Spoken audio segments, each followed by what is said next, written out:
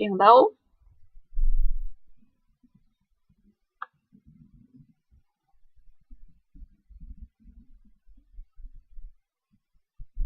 Oke, ada barang yang nggak sesuai atau cacat itu dikembalikan lagi. Nah, ingat kalau di perusahaan dagang itu kan karena kita jual beli barang, berarti kan kita bisa sebagai pembeli, juga bisa sebagai penjual, ya kan? Ingat, kalau di perusahaan kita bicara perusahaan dagang, berarti kita bisa jadi dua sisi, sisi pembeli, satunya lagi sisi penjual. Nah, akun-akunnya di sini retur dan keringanan penjualan itu berarti ketika kita menjual barang apa kita membeli barang. Ketika kita sebagai penjualan apa penjual apa kita sebagai pembeli.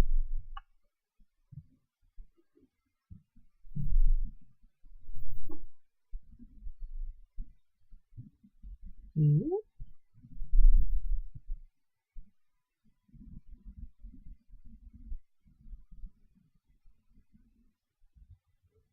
Penjual apa pembeli? Retur dan keringanan penjualan.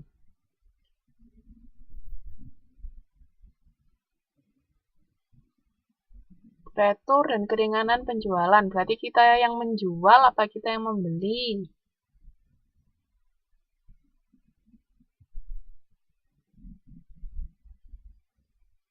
Oke.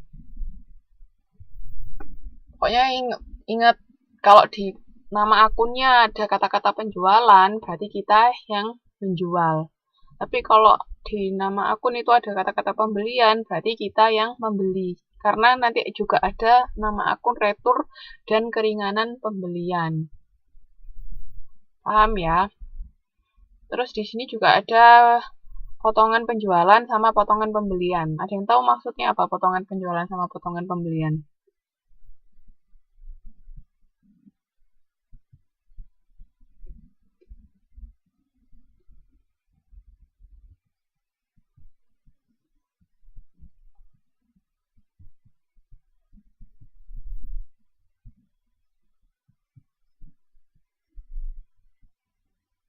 Ada lagi yang mau jawab?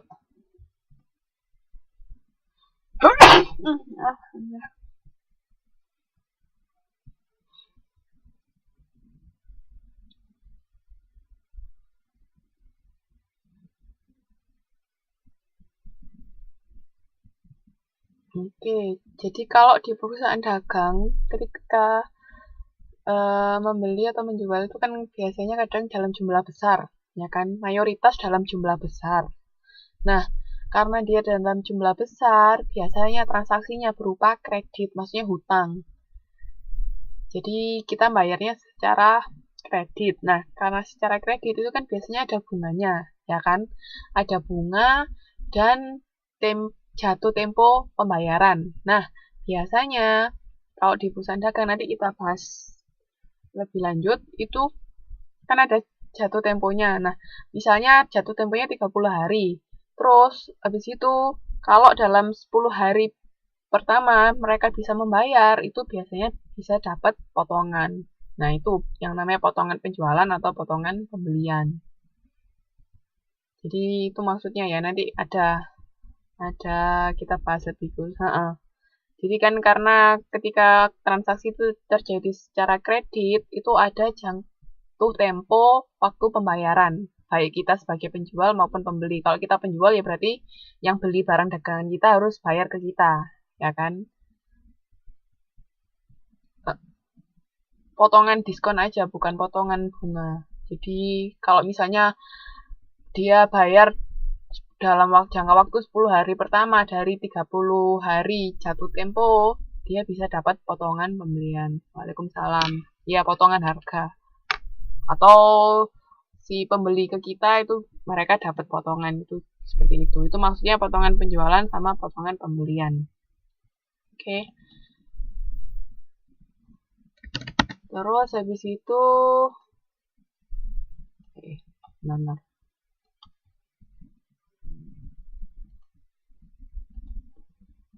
Nah, terus ada juga biaya angkut pembelian. Nah, biaya angkut pembelian ini ketika kita membeli barang itu kan karena biasanya dalam jumlah besar kan butuh ada yang mengangkut barangnya. biasanya nggak kita bawa sendiri, soalnya kan jumlahnya terlalu banyak, makanya itu ada biaya angkut pembelian. Jadi ini akun-akun khusus yang biasanya ongkos kirim muncul ketika kita membahas tentang perusahaan dagang, ya biaya transportasi. Nah, di sini pencatatan transaksi perusahaan dagang itu ada 2 metode pencatatan. Diingat-ingat ya, 2 metode pencatatan. Yang pertama, perpetual atau kontinu, itu dicatat setiap terjadi transaksi, sama harga pokok penjualan itu langsung diketahuin. Terus akhir periode tidak memerlukan jurnal penyesuaian, karena HPP langsung diketahui. Itu kalau pencatatan secara perpetual atau kontinu.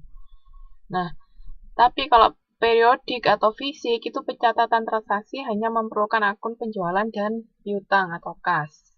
Nah, di akhir periode, kalau yang periodik itu membutuhkan jurnal penyesuaian. Itu bedanya. Jadi ada 2, perpetual sama periodik. Yang membutuhkan jurnal penyesuaian yang mana tadi?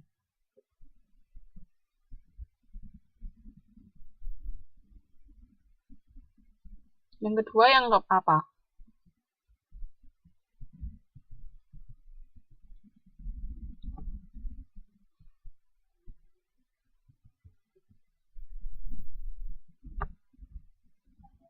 Iya, yang periodik.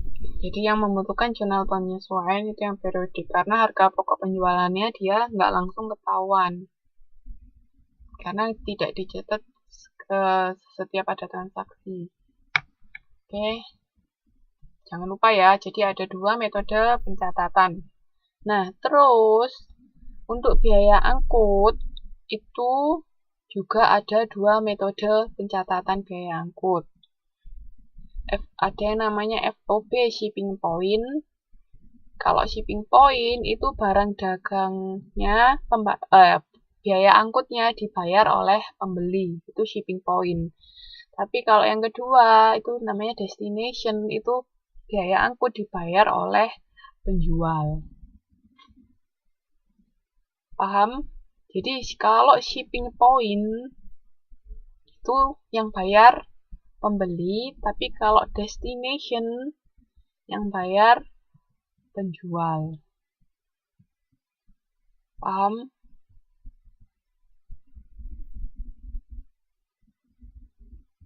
Jadi kalau shipping point, anggap aja shipping itu mirip-mirip sama shopping. Shopping beli-beli, berarti yang bayar pembeli. Oke? Nah, satunya apa ya? Berarti satunya destination yang bayar penjual, gitu aja. Shipping point, hampir mirip sama shopping kan. Kalau shopping itu sukanya beli-beli, berarti yang bayar pembeli. Kalau destination yang bayar penjual.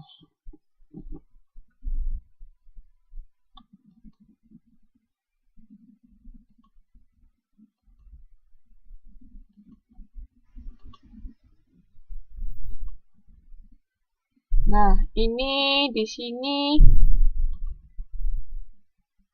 ada pencatatan transaksi perusahaan dagang. Nah, di sini bedanya antara metode perpetual sama metode fisik. Itu bisa dilihat sebentar. Buka modulnya.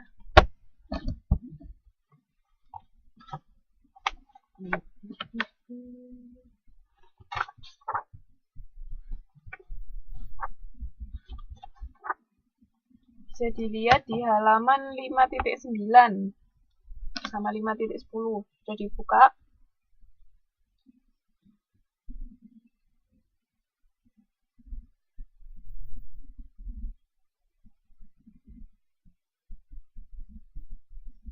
Oke, di situ, nah kayak yang saya bilang tadi, kalau di perusahaan dagang itu mayoritas penjualan secara kredit, tapi juga ada yang tunai. Nah, ini cara mencatatnya, bedanya antara metode perpetual sama metode periodik. Nah, di sini ingat ya, kalau metode periodik dia tuh kalau ada pembelian apa penjualan, semua kata-katanya pembelian sama penjualan. Tapi kalau yang metode perpetual